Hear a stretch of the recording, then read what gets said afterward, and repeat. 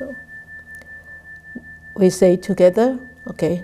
Namo tassa bhagavato arahato sama sambuddhassa. Namo tassa bhagavato arahato sama sambuddhassa. Namo tassa bhagavato arahato sama sambuddhassa. So tonight we are looking at page 191. So this chapter is about deepening one's perspective on the world. So it says in this chapter is that, or in this subchapter, the first subchapter, it says there are 4 wonderful things that happens on the manifestation of the Tathagata, the Arahant, that means the Buddha. So you remember on the first, if you actually have a book, a physical book, you read the first line, yes, monks on the manifestations of the Tathagata, the Arahant, the perfectly enlightened one. So you know these are the names that are given for the Buddha. He is totally, there are 10 names to give, to actually address, to venerate the Buddha. And these are the 3 very common ones and the most actually venerated ones. So in this chapter, the Buddha actually gradually guided us, guide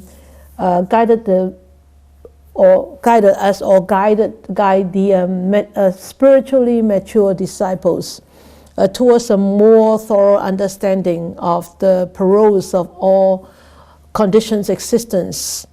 Our human life is a conditioned existence, and this human life is really filled with a lot of challenges and pain and sufferings and defilements and afflictions. So in this chapter, what we will read is actually a guidance of how we're going to be able to come out from all these perils.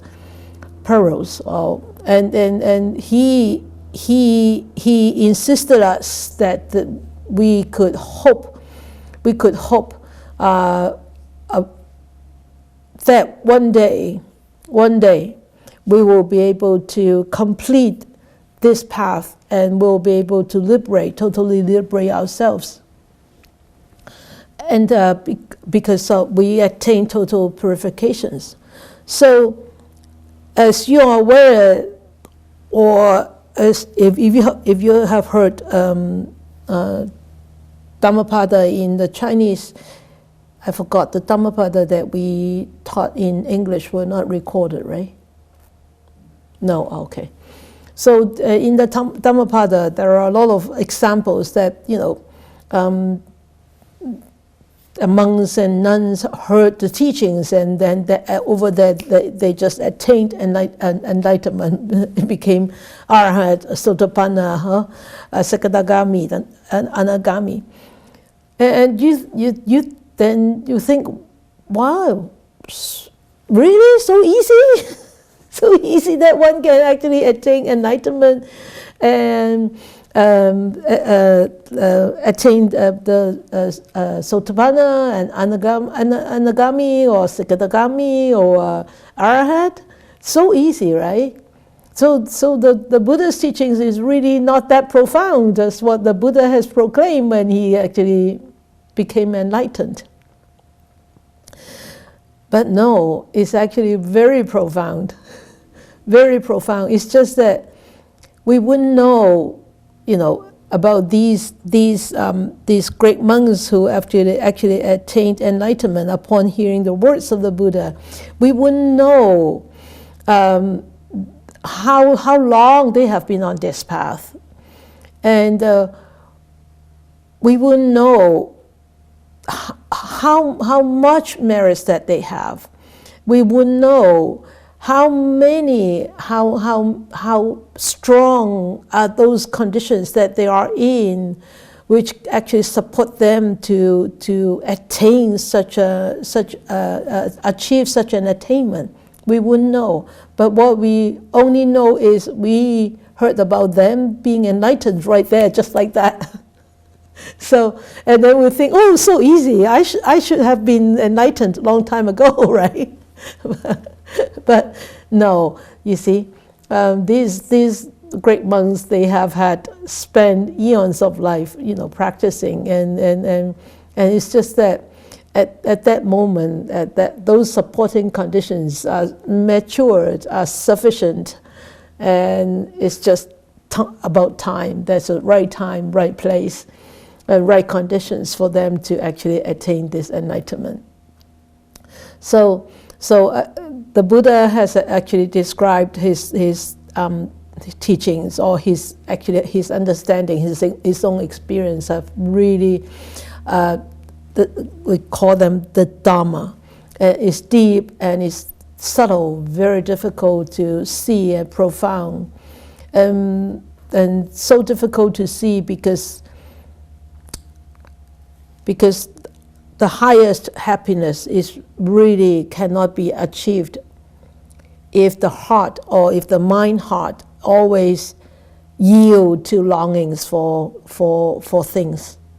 Okay, so this chapter is really about the longings and what is the gratifications, what are the dangers, and how to come out of that.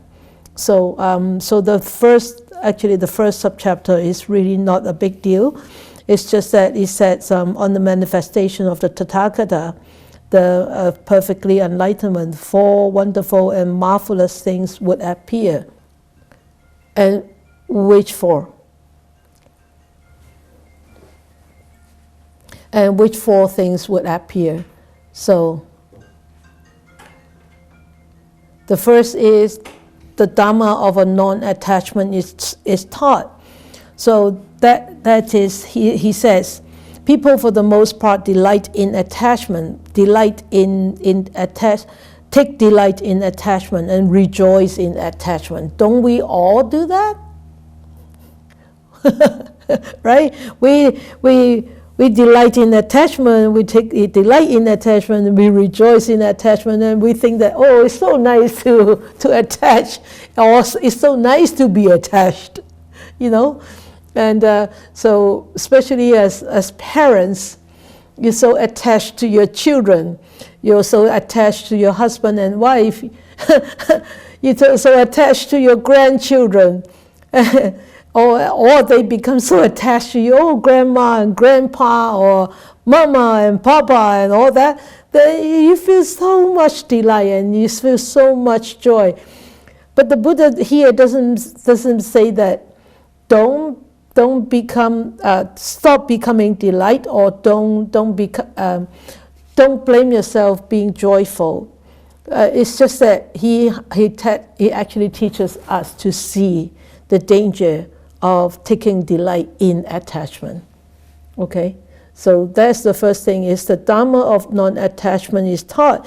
He said when he actually taught this Dhamma of non-attachment, people who wish to listen to it, they actually give an ear, and then they try to understand it, like all of us here. We give an ear to listen to the Dhamma, and we try to understand it. And when one understands it thoroughly and willingly and open-heartedly, then they reap the benefits. And it says in this paragraph, it says, this is the first wonderful and marvelous things that appears on the manifestation of the Tathagata. That means when the Buddha appeared in this world, this is the first marvelous thing that he actually brought to us, is the Dhamma of non-attachment. How we become non-attached and why we should become non-attached. Okay, so and then the next wonderful thing is the Dhamma for the abolition of conceit is taught. So you know what is meant by conceit, right? So like arrogance and thinking that egoistic and all that. So when the Buddha taught this, and those people, those people lend years, and they understand it, and through this thorough understanding of this Dharma, which after understanding or experiencing it, it leads to abolishing the conceit of a particular person or of ourselves. So this is the second wonderful and marvelous things that actually came about when the Buddha actually came to become a Buddha. So, and then the third one is the Dharma of peace is taught. The Dharma of peace is taught is said here. So, because why? Dharma of peace is so important because it gives us a vision of seeing, oh, restlessness is really not the way to enlightenment. It's not the way to liberation. But as an ignorant being, we always take delight in restlessness and rejoice in restlessness. And here, restlessness, it could mean irritation. It could mean when you don't attain, or if you don't get what you want, and you start to get irritated, you start to get fidgeted, or you start to get restless. And you think, wow, really people delight in restlessness? Rejoice in restlessness? Do you? Yeah. No. Well, you said no, but these two here said, yeah. Sometimes it's quite joyful, isn't it? So, what situation will lead to restlessness? Okay, give me an example. Fear. Yeah, fear will result in restlessness. Yes, Dana?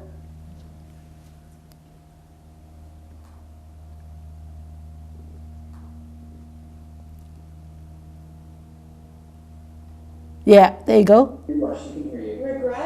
Regret, yeah. Anything or guilt or shame will result in restlessness. But even though we know that, like, fear, regret, shame, or guilt will lead to restlessness, but we are so attached to, we take delight in this attachment. we rejoice in this attachment, and we hold on to the guilt, we hold on to the regret, and we hold on to the fear, as if they are our best friends, don't we? Yeah, we don't want to let it go. So that's why in our human life, this actually goes on and on. It's like a wheel. It's like a wheel, goes on and on. And why? Because we are ignorant. We are very ignorant. Yeah. So, and then the fourth thing that the Buddha actually taught is, live in ignorance and blinded with ignorance, right? So what he taught is the Dharma for the abolition or abolishing the ignorance. So when we actually, on the opposite side of ignorance is wisdom, right? When we are not ignorant, then we are wise. But when we are not wise, then we are ignorant. So when we are ignorant, these all three things from before actually happen: attachment, conceit, and restlessness. Right? They all just be there. So when the Buddha actually arrived to this human world, he brought the Dhamma.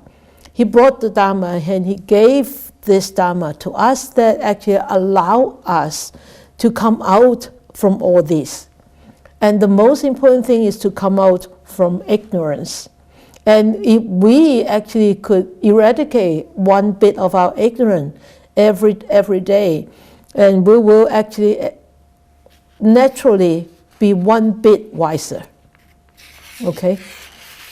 So and then he goes on why we are so ignorant. So this whole chapter is talking about this. What causes this ignorance? And what are the dangers of this ignorance? And how can we come out from this ignorance, or the results of this ignorance? Okay. So he said this chapter says about gratification and danger and escape. So he said before his enlightenment, the Buddha was very humble. He said, what is the gratification in the world, and what is the danger in the world? What is the escape in the world? And he says, so long, monks, as I did not directly know as they really are, and the gratification in the world as gratification, etc., etc., etc. And then he said, but when I directly knew all this, that means when he actually attained enlightenment, he actually saw all these gratifications and danger and escape. And he said, when I directly knew all this, then I claim to have awakened to the unsurpassed perfect enlightenment in this world. So before that, he was very bold to admit that he hasn't seen it, because he was not completely awakened. But when he actually attained enlightenment and completely awakened enlightenment, he said, I see this. And then the knowledge and vision arose in me. And these are the beautiful passage that actually I always enjoy reading. And I always remember this. Is he said, unshakable is the liberation of my mind. Did I have this in here? No. Okay. Unshakable is the liberation of my mind. This is my last birth. There is now no renewed existence. Just so beautiful and so strong and so reassuring, because he is completely awakened, and he shows when one actually achieves that final stage of awakening, there is no more rebirth. There's no more suffering. There's no more defilements. There's total eradications of future rebirths. And that is something that we should aspire to and inspired with, right? I think it's so beautiful every time I read these few lines, I envisioned the Buddha was sitting underneath the sala tree and being awakened and then radiated with all these beautiful, colorful rays, and he said, no more rebirth. Oh, I wish, okay. I think one day I'll be able to say that, no more rebirth. Isn't that beautiful? Isn't that going to be beautiful? But before that, we need to do a lot of hard work, all right? So we still need to keep working, all right? So then he set out seeking. He set out seeking, and then he talked about what is actually the gratification and what is the danger. Okay, so let us look at the gratification in the world. What is the gratification in the world, and what is the danger in the world, and what is the escape from the world? Okay, so you have to go on. Okay, so these are the three things that this chapter actually taught. And before he actually know what are the gratifications, the danger and escape, he, as I said just now, he did not consider himself knowing directly the real gratifications. So what is the gratification in the world? whatever pleasure and joy there is in the world. He said, darn, then I cannot enjoy my life anymore. I cannot enjoy my beautiful house anymore, and I cannot enjoy my grandkids anymore. No, he doesn't say that. You enjoy your grandkids, you enjoy your beautiful house, you enjoy your wonderful colleagues, you enjoy a nice walk along the river, but you don't attach to it when you don't have it. That's the most important. But we always attach to them. Whether we have it or we don't have it, we always attach to them, right? So that's the gratification. No, that's the danger, actually. So that's the gratification, is the pleasure and joy in the world that we actually start to enjoy so much. And then what is the danger in the world is we attach to this. Why do we attach? Because we don't see it being impermanent. Even though theoretically we know, oh, this is impermanent. Yeah, only when it doesn't happen to you, you can easily say that, don't worry, this is impermanent. It will always go. It will soon pass. Right?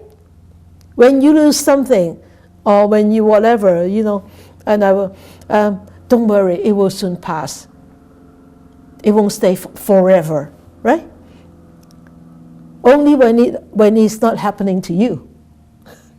When it's happening to somebody else, you can easily be so wise, and so calm, and so equanimous, and so cool-headed. But when it happens to you yourself, wait and see. Right? Wait and see. Right?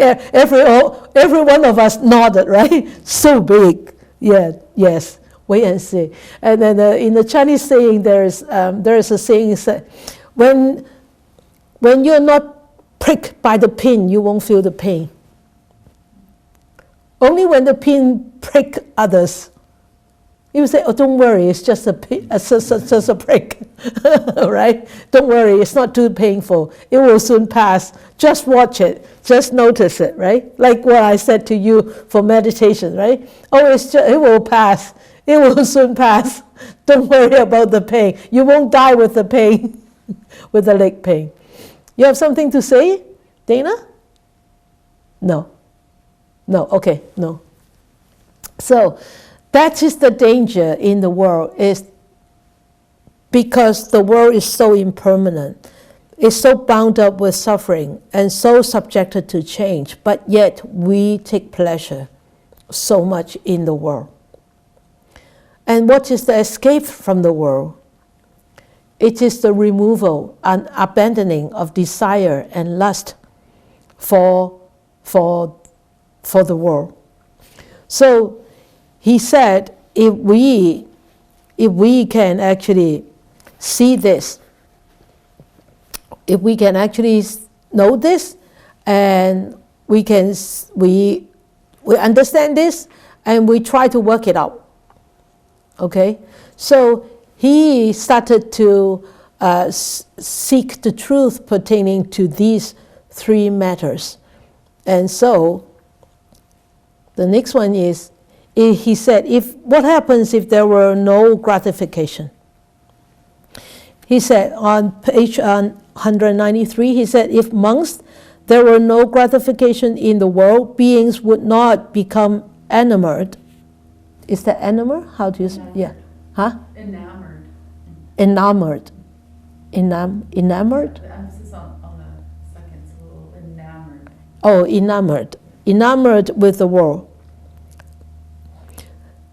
Enamored, 即係迷戀啊，迷戀啊，with the world. But because there is gratification in the world, beings become enamored with it. I shouldn't have known. The second syllable is always the high-pitched one. So, if no gratification, beings would not become enamored with the world. Right? If there is no gratifications, why do we want to be enamored in this world, with this world? But because there is so much gratification, right? And then if there were no danger in this world, beings would not become disenchanted with the world. But because there are so many dangers, so we say, oh no, I want to be free. I want to come out. I want to leave this existence. But not leave this existence, not by suicide, not by killing yourself, but to practice so that I don't return to such a place again. Or when I return, I'm better geared. I'm stronger on the Dhamma path. I'm better geared, like many Bodhisattva. Like Kisiragarbha Bodhisattva, like Guan Yin菩萨. They return to the human world because they are so strong in the Dhamma, and then they are so strong in the compassion and wisdom that they are not afraid to come back to the human world, to the human realm, or even to the animal realm. Okay, so if no escape, beings could not escape, but because there is an escape from the world, therefore beings can escape. Next slide, please. Next slide. Yeah, good. So here is said, if there were no gratification, only if there were no gratification. But in this world, there are so much gratifications. That's why there are so much dangers, right? That's why we need to find an escape, a fire exit, emergency exit, right? But emergency exit, not just a sign that you follow. It's a path that you have to practice. Okay, so then he gives us teachings and teach us how to actually understand this better. Okay, so the first, he said, sensual pleasure. You have to properly appraising the objects of attachment. So the first attachment, the very important, this is a sensual world. How come it's so blurred? This is on Wi-Fi. Yeah, it's just on Wi-Fi. Okay. So Okay. They're seeing it okay. They're seeing it's Yeah. clear? Okay. It's only us. Yeah, it's just Sorry. I thought it's my eyes. Okay. Okay. So this is a sensual world. It's filled with sensual excitements. And we are human beings living in a sensual world. So we are constantly being challenged by these sensual pleasures. Right? So, but he said, properly appraising the objects of attachment, properly appraising. That means we properly understanding. If we properly understand, then hopefully we'll be able to come out. Okay? So let us look at sensual pleasures. There are 5 courts of sensual pleasures. We all know that. Okay? 5 different aspects of sensual pleasures. So the forms cognizable by the eye, seen by the eye, sounds heard by the ear, odors picked up by the nose, flavors picked up by the tongue, and tactile objects picked up by the body. So these five different courts, 5 different lines of sensual pleasures. He talked about this in very detail. So he said, no one, the Buddha said, no one in this world except the Tathagata, or his mature disciples could reply to anybody who asked this question about the gratification, the danger, and the escape of sensual pleasures, because none of us here are qualified. None of us is qualified, right? Are English teacher. Are qualified? Are qualified. Okay, none of us are qualified. None of us are qualified to answer this question. If anybody asked you about this question, about the gratification, the danger, and the escape of sensual pleasures, none of us are qualified. He said only the Tathagata and his enlightened disciples are qualified to answer. Because why? They escaped. Yes, they totally eradicated all these courts of sensual pleasures, right? But none of us have. So we are not qualified. Even me, I'm not qualified to answer you. So then he said, these sensual pleasures are wished for, are wished for, are desired, agreeable, likable, connected with sensual desire, and provocative of lust, because it's all because of this lust. And the pleasure and the joy that arise depending on these 5 courts of sensual pleasures are the gratifications of sensual pleasures, right? Because we enjoy it. We enjoy like hearing nice music, or hearing nice words, praising words. And we enjoy seeing beautiful forms, beautiful colors. And we enjoy smelling good odors, fragrance. And we enjoy tasting. And we enjoy feeling, on our body. When we wear something soft and light, we say, oh, so nice. And when we need to put on those heavy coats to go out into the cold, and we say, oh, so heavy, I hate winter. Yeah. So this pleasure and joy that arise dependent on these 5 courts.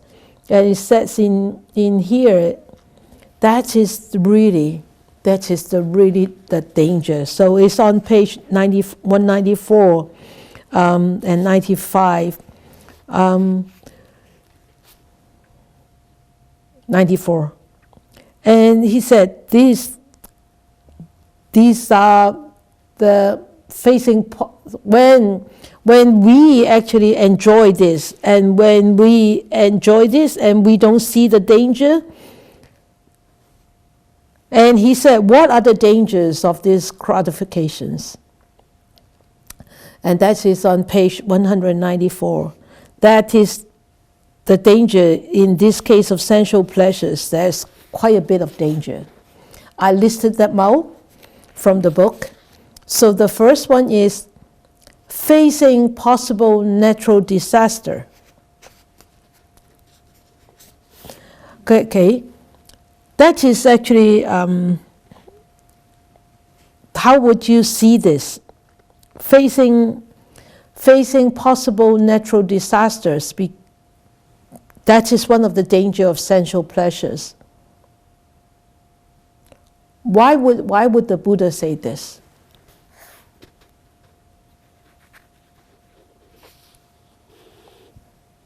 Anybody? No? Dana? Yes? Turn on your mic. I'm just unaware of the karma that we have in ourselves and that others around us, and intrinsically we're not aware of potentials that may be easier to see once learned to cope in certain situations. Mm-hmm. Okay. Okay. Good. Anybody else? No? Facing natural disasters.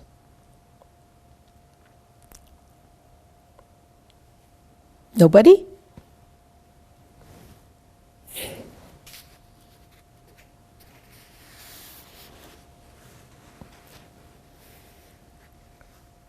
Danger of sensual pleasures. Nobody? Laurie, Versha, you are sisters. One put up the hand, the other will put up the hand. Okay, Laurie first. Okay. Laurie. Throwing it out that if you're facing a natural disaster and you're attached to things around you, your possessions, you might lose them. That would be a danger that you would face, or a challenge that you would face. Okay, good. Yeah. Versha?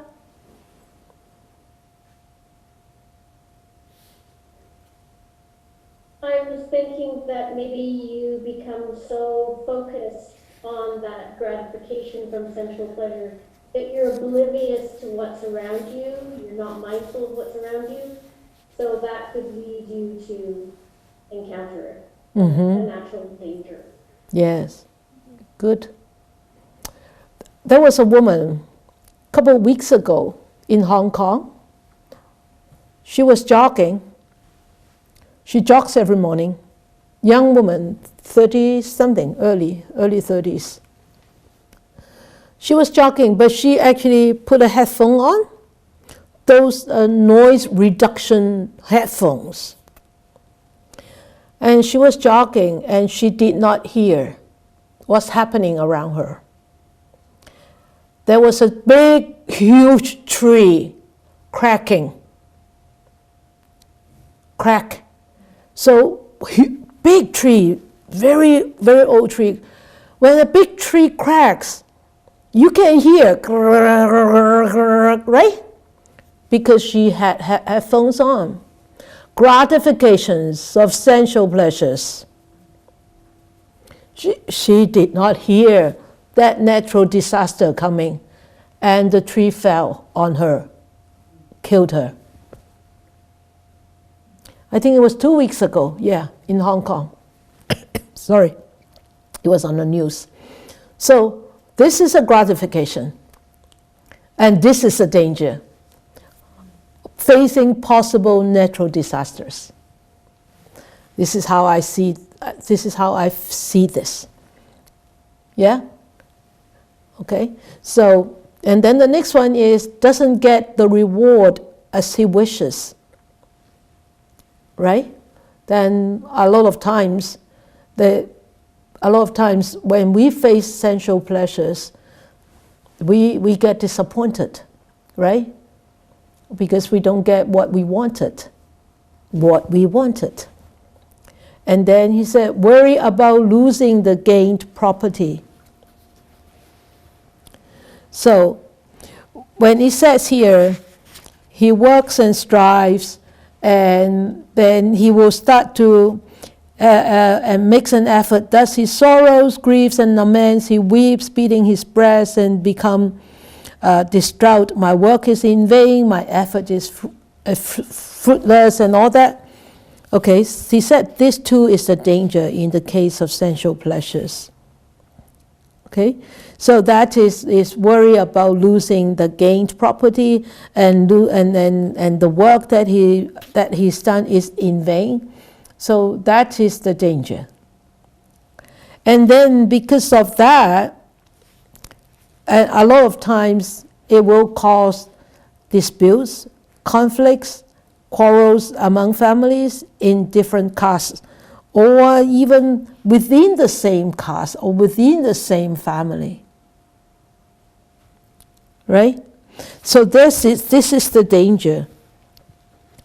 I think, I don't know I don't know you, but I have seen actually people fighting within the same family, fighting when somebody dies, or before somebody dies, even before somebody dies, right? Fighting for inheritance, $100 more, or $1 million more. It really doesn't matter. It's fighting, and they spend years and years and years trying to get what they want, or trying to resolve. No matter whether it's really something very trivial or really big inheritance, it really doesn't matter. When people fight, right? When people want to quarrel, people just quarrel. So it really doesn't matter over what. So causing disputes, losing lives in battlefields because of sensual pleasures, danger of sensual pleasures, losing lives in slippery bastions, and man steals and commit burglary, seduces others' wives and get caught and punished. And people indulge in misconduct of body, speech, and mind. They will be reborn in lower world. So that is on page 196. So these are actually very easy to understand.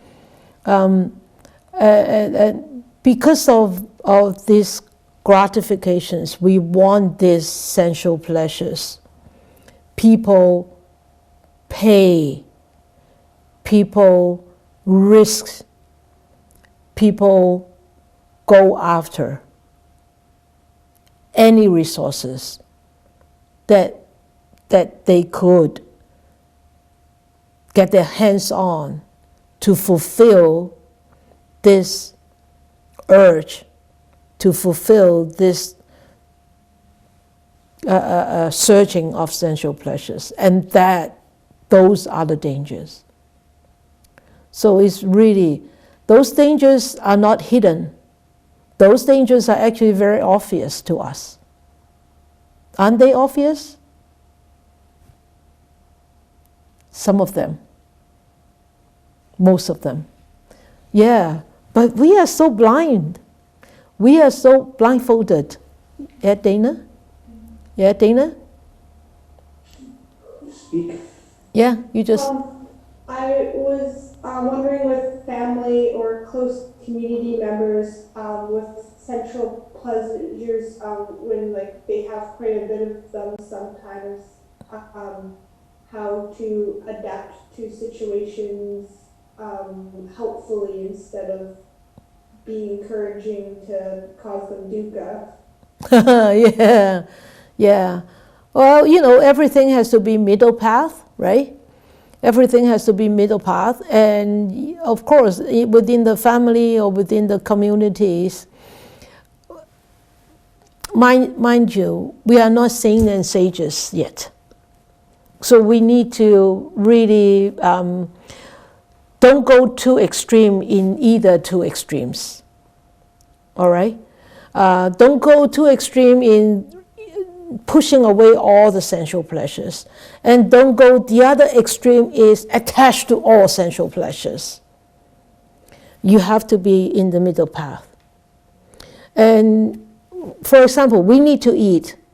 And if it's possible, why do you need to eat rotten food? Why can't you make some good food to bring some joy? Especially in pandemic like this, right? And since we are so cut off from people, and why can't we just, help ourselves to live a little bit easier? But not overly craving. It's like, I want constantly eating. Okay, if you like sweets, it's like, I'm constantly eating chocolate and ice cream and cookies and everything. Because it's pandemic, Sifu said I can eat some food to please ourselves a little bit. No, Yeah, just a little bit. But when you notice that, no, I have eaten just too much, my body is reacting, then cut it down. Slow it down, cut it down, ration yourself, you know? So it's really up to us to actually find the middle path. All right? And make sure you cannot be the master of somebody else. Do not become the master of somebody else, because you cannot. You only create negativity. But you can be the master of yourself. Right? So, for example, I have been eating quite a bit of sweets lately, the last 2 months, because Chinese New Year and Christmas and everything, right? And we have a wonderful student who is a good baker and a monster, cookie monster and Chinese buns monster. So we constantly are being fed bolo bao and sweets roll and all that, and fruit cakes and cheesecake. So the last couple of months I've been constantly eating those, and I noticed something strange is happening to my body. And I noticed that is too much sugar, and too much sugar. So went to see the doctor, and the doctor said too much sugar. So for the last few days, no sugar, no noodles, no dessert. And you know what? I don't miss it at all. For the last, this morning, I cleaned up all my kitchen, all my jelly beans, all my desserts, and all the dates. Whatever I consider them sweet, I brought them back to Poland. I said, Tai Sifu, please deal with it. Tai Sifu said, you bring back those jelly sugar candies from home? I said, yeah, because Tai Sifu specially bought those jelly candies for me, because she knows that I love jelly candies. She specially ordered those for me. And this morning I brought them all back to her. I said, no sugar, at least for 2 months. So, but I can't control others. I cannot, and I should not, because we cannot be the master of others. We can only be the master of our own selves. So did I answer your questions, Dana? Yeah? Yeah, good. Yeah. So remember that, all right? So how could we escape? How could we escape from these sensual pleasures? So it's 196, paragraph 16. He said, then what is the escape in case of the sensual pleasures? He said it's very, very important. It's the removal of desire and lust. Desire of sweets, desire of jelly candies, right? So those are the desire, and the craving for those candies, the craving for sweetness. So that's why in pandemic, so many people put on weight, but I haven't. I put on some weight, but once I cut down the sugars, I will lose those pounds, no problem. So it is the removal of those lust and desire that is the escape from sensual pleasures. And the abandonment of desire and lust for sensual pleasures. Only when you are determined to remove them and you're willing to abandon them, then it's possible. If you're not willing, even though your body goes down the drain, you won't give it up. So many people I've seen, they know that is not good for their health.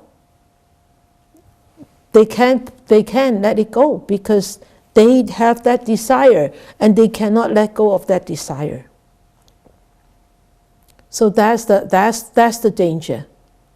Okay, and it's the danger, to any sensual pleasures, either whether it's to the eyes or to the tongue or to the feeling of this body. All right, so that is. Let's see. Okay, so let us finish the next two slides. Okay, so. And then he said the next danger is the form and the sensations. That means the form and the feelings. So in case of the form, what is the gratification? He asked, what is the gratification? What is the danger and what is the escape in these two aspects? In these two aspects of form and sensations. And with the form, the Buddha has actually used an example of a woman. So he said, suppose there were a girl of the Khattiya class or the Brahmin class or of householder stock in her 15th or 16th year, that means very young, neither too tall or too short, just right, neither too thin or too fat, just right, neither too dark or too fair, just right. Is her beauty and loveliness then at his height? Yes, of course, it is, right? And now the pleasure and joy that arise in dependence on that beauty and loveliness are the gratification in the case of form. Okay? So, and then he said, so what is the danger in the case of this form? And later on, he said, later on one might see the same woman here at 80-year-old, at 90 or even 100, as crooked as a roof bracket. If you don't know how crooked a roof bracket is, come to Poland and look at some of the bracket. It's very crooked. It's 90 degrees. Some of the bracket along the emergency exit is 90 degrees. Double up, supported by a walking stick, tottering, frail, her youth gone, her teeth broken, gray-haired, scanty hair, bald, wrinkled, limbs all blotchy. What do you think, monks, he said? Has her former beauty and loveliness vanished and the danger become evident? Right? So the Buddha used this woman, a form of a woman. And the same, he said, the same woman being afflicted, suffering, and gravely ill, lying foul in her own urine and excrement, lifted up by some and set down by others. Same woman as a corpse thrown aside in a channel ground. Remember that story in the Dhammapada. It's the same, right? A young woman, so beautiful, standing next to the Buddha, fanning the Buddha. And the queen came and see the young woman. Wow, she is even more pretty than me. Then the Buddha used his supernatural power to change this woman from a beautiful young woman, fanning him, to become very old and frail, like this in here, what is said in here. So, and at the end, it became a skeleton. And the queen said, wow, what is my beauty worth? She actually became enlightened, seeing upon that whole episode of a beautiful young woman to an old frail to a skeleton. So that's the same here. The Buddha used a woman, and he said, this is the danger of a form. Okay? And with the feelings, the Buddha used the example of a monk who goes into seclusion from sensual pleasures.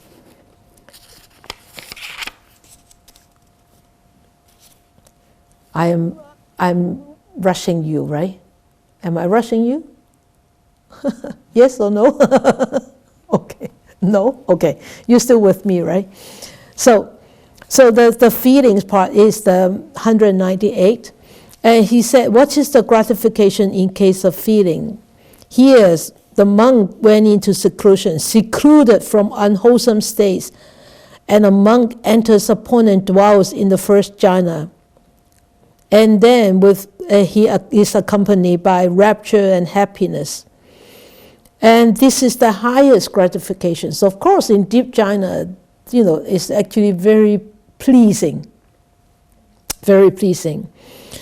And then he goes into second jhana. He then goes into third jhana. He then goes into fourth jhana. It's even more pleasing and pleasing. And then at the end, on such an occasion, he dwells in the fourth jhana. He does not choose for his own affliction or for another's affliction or for the affliction of both. On that occasion, he feels only feeling that is free from affliction. That means he's completely eradicated of all afflictions, of all defilements, of all gratifications of sensual pleasures. And the highest, the Buddha said, the highest gratification in the case of feelings is freedom from affliction. It's not freedom from sensual pleasures.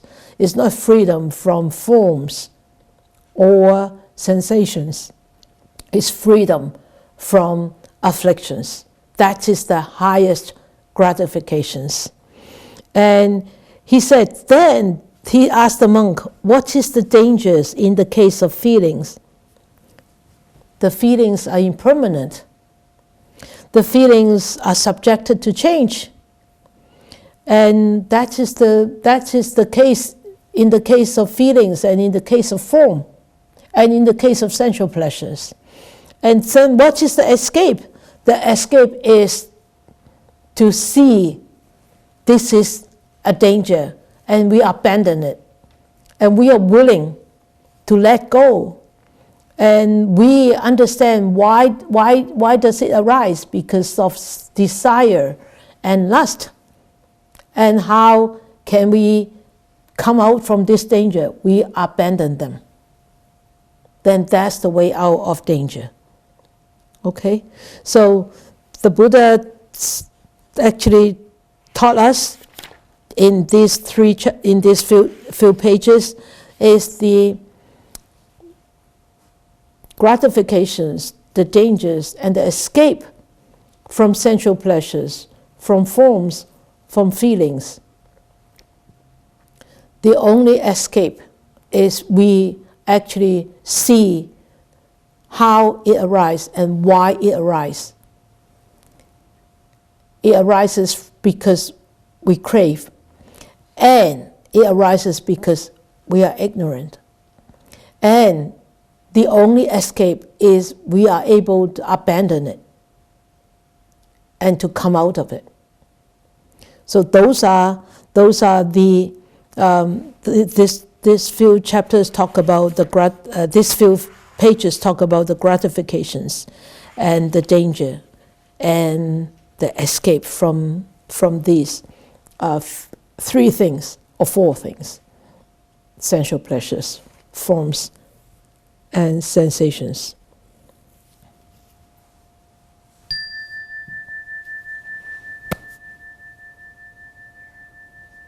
Next slide. Got it? Okay. So may these blessings extend to all, that we, with all the other living beings, together will attain the Buddha way. May we wish more and more people will encounter the words of the Buddha, study them, practice them, and experience them, and hopefully one day be free of all these gratifications, dangers, and find an escape, and be truly free, happy, and peaceful.